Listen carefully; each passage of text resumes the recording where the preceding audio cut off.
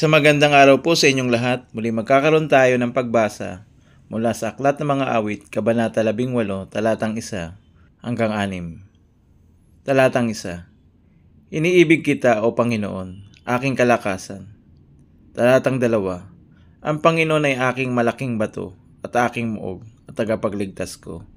Aking Diyos, aking malaking bato, na sa Kanya'y nanganganlong ako. Aking kalasag at siyang sungay ng aking kaligtasan. Matibay na kuta ko.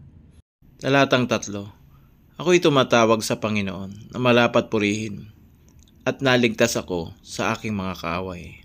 Talatang 4. Nakapulupot sa akin ang mga tali ng kamatayan. Inaalon ako ng mga baha ng kasamaan. Talatang 5. Ang mga tali ng Sheol ay nasa buong palibot ko.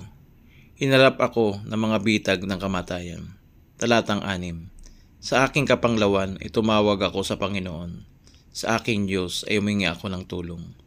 Mula sa kanyang templo ay napakinggan niya ang aking tinig, at ang aking daing sa kanya ay nakarating sa kanyang pandinig. Salamat sa pagbasa ng salita ng Diyos.